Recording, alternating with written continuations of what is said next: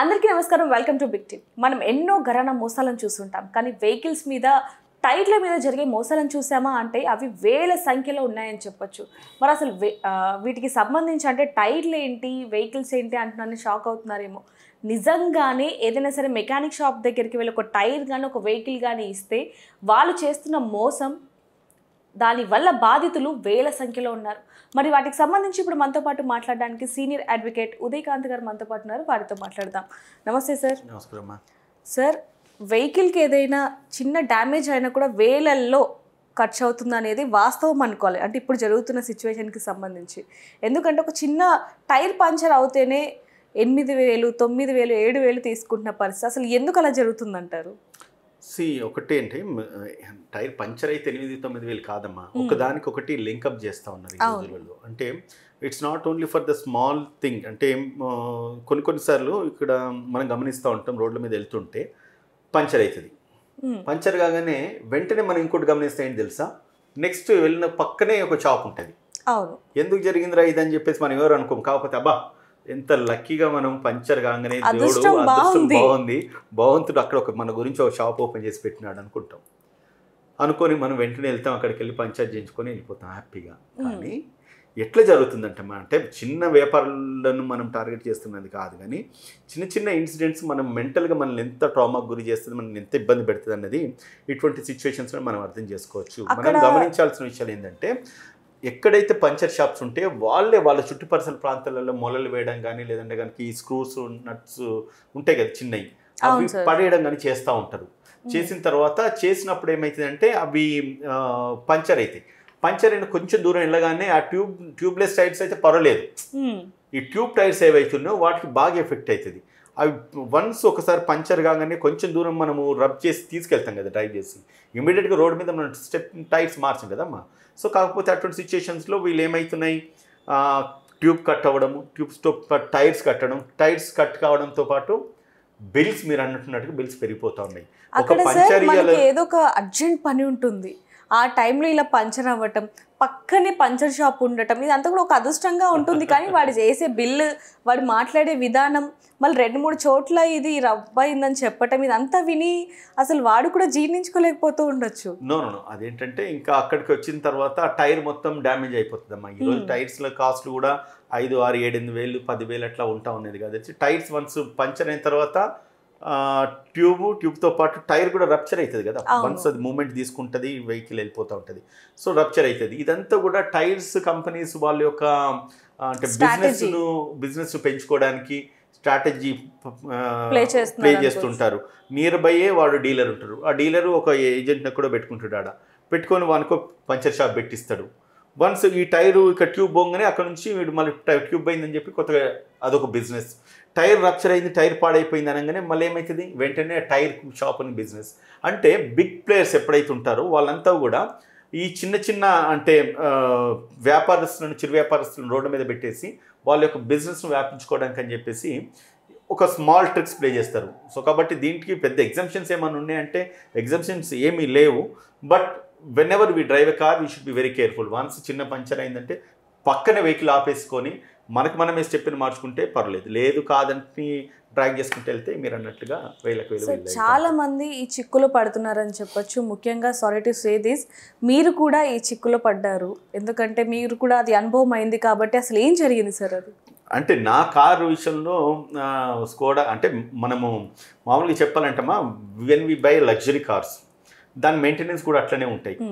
And దాని maintenance అట్లాగే ఉంటాయి కాబట్టి మనం పెద్ద కార్లు కొనేసరికి వాడనుకుంటాడంటే పెద్ద సారే కదా, ఏం కాదు, మనం ఎట్లయినా బ్లఫ్ చేయొచ్చు, ఎట్లయినా మోసం చేయొచ్చు అని చెప్పేసి అనుకుంటుంటారు.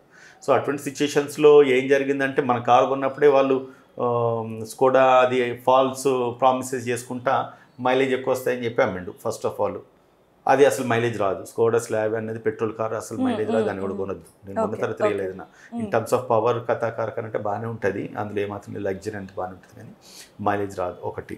రెండోది సర్వీస్ విషయానికి వెళ్తే వర్స్ట్ సర్వీసు. నేనేదో బ్యాటరీ పాడైందని చెప్పి వాడికి కార్ ఇస్తే బ్యాటరీ రిపేరు బయట 7,000 బ్యాటరీ, వాడు 13,000 అన్నాడు. సరే దాన్ని అవసరం లేదురా పోయి నువ్వు వెనక్కి కారు పంపించేసే అన్న. 4 రోజులు పెట్టుకున్నాడు, వాడు కారు పంపించిండు. ఏమైందిరా తర్వాత మళ్ళీ స్టార్ట్ చేస్తా అంటే జట్కా కొడుతూ ఉంది, ఎందుకంటే వైర్ కట్ అని. వైర్లు ఎక్కడ కట్ అయినంటే వాడిని పిలిచి అడిగితే మీ అపార్ట్మెంట్స్లో కట్ అయింది అంటాడు. నా అపార్ట్మెంట్స్ సంవత్సరం నుంచి నేను కార్ ఎక్కడ పెట్టుకున్నా, ఎలుకలు కట్ చేయడము అంటే ఇట్స్ నాట్ పాసిబుల్.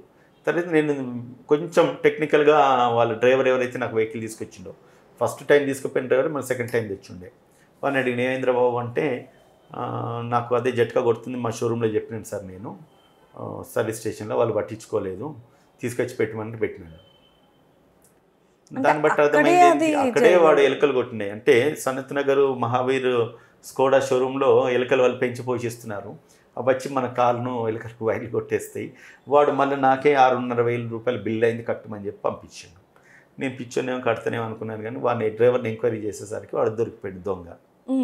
వాడు ఇంకా డబ్బులు నన్ను అడగలేదు, వాడు వెళ్ళిపోయిండు. సేమ్ కస్టమర్ కేర్కి ఫోన్ చేస్తే స్కోడా ఇండియా కూడా నేను ఇన్ఫామ్ చేసిన, అడుగు దొంగ డీలర్ గాడు, ఈ స్కోడా ఇండియా వీడు పెద్ద దొంగ వీడు ఏమ్మా. సో వీళ్ళంతా కూడా అంటే బిగ్ ప్లేయర్స్ ఎప్పుడు కూడా చిన్నోళ్ళ మీద టార్గెట్ చేసేసి మనీ చేస్తారు. సో అటువంటిప్పుడు మనం కొంచెం జాగ్రత్త వహిస్తే సరిపోతుంది. మనం వెహికల్స్ కొనేటప్పుడు కూడా ఏ వెహికల్ ఎంత మైలేజ్ వస్తుందని చెప్పి షోరూమ్ డీలర్స్ చెప్పిన దాన్ని మనం నమ్మొద్దు. ఖచ్చితంగా మన ఫ్రెండ్స్ ఎవరైతే వెహికల్స్ వాడుతున్నారో వాళ్ళని అడిగి వాళ్ళ ఫీడ్బ్యాక్ తీసుకొని వెహికల్స్ కొనుక్కోవాలి. కానీ నా విషయంలో నేను సరే ఆ ఎగ్జిక్యూటివ్ ఎవరైతే ఉన్నారో నా క్లోజ్ ఫ్రెండ్ అని చెప్పేసి తను చెప్పింది కదని చెప్పేసి నేను బ్లైండ్గా తీసుకున్నాను. బట్ అక్కడ మైలేజ్ పరంగా ప్రాబ్లం అవుతుంది, సర్వీస్ పరంగా ప్రాబ్లం అవుతున్నది, ఎఫిషియెంట్ మెకానిక్స్ ఉండరు. మనం కస్టమర్ కేర్కు దానికో దీనికి మనం ఫోన్ చేస్తే వాళ్ళు ఏమైనా రెస్పాండ్ అవుతారా, స్కోడా ఇండియా రెప్యూటెడ్ కంపెనీగా రెస్పాండ్ అయితే వాళ్ళు కూడా రెస్పాండ్ అవుతలేదు. సో కాబట్టి ఇటువంటి ప్రీమియం కార్స్ తీసుకునేటప్పుడు you should enquiry about all your friends, near bye friends, వాళ్ళందరూ ఎంక్వైరీ చేసేసి చేసుకుంటే వీ కెన్ ప్రికాషన్స్ తీసుకోవాలి. సో వెహికల్స్ మీద ఇన్ని జరుగుతూ ఉన్నాయి కాబట్టి అసలు ఎలాంటి చర్యలు తీసుకోవాలంటారు వీళ్ళ మీద మెయిన్గా? ఒకటమ్మా, ఇప్పుడు when we buy any product, vehicle అనే కాదు, when we buy any product we are the consumers. Okay, we are the consumers అంటే వీఆర్ ద యూజర్స్. అటువంటి ఎక్కడైనా వైలేషన్ జరిగిందంటే కన్స్యూమర్స్ ప్రొటెక్షన్ రైట్స్ ఉంటాయి, యాక్ట్స్ ఉంటాయి, కోర్ట్స్ ఉంటాయి. We can go for a consumers court and we can file a case. వాడు ఏదైతే మనకు డ్యామేజ్ ప్రోడక్ట్ ఇచ్చినాడో దాని మీద మనం కేసు ఫైల్ చేయొచ్చు. రాంగ్ ప్రామిస్ చేసేసి మైలేజ్ ఇంత వస్తుందని చెప్పేసి వాడు మిస్గైడ్ చేసేసి వెహికల్స్ అమ్ముతున్నారు, కార్స్ అమ్ముతున్నప్పుడు వాళ్ళ మీద కూడా మనము కేసు వేయచ్చు. ఎందుకంటే వాళ్ళ బ్రోచెస్లో చూపించుతారు ఈ కారు 18 మైలేజ్ వస్తుంది, 19, 20 వస్తుంది, 25, 24 మైలేజ్.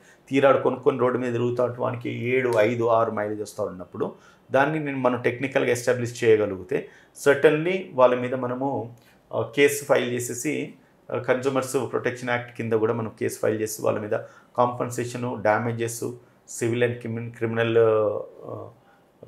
కేసు అనేది మనం వేసుకోవడానికి అవకాశం ఉంటుంది.